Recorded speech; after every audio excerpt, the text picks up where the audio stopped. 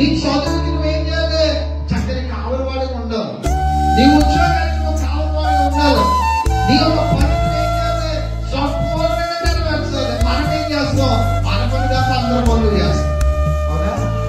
ఈ పని చేయడు, అందరి పనులు చేస్తుంది.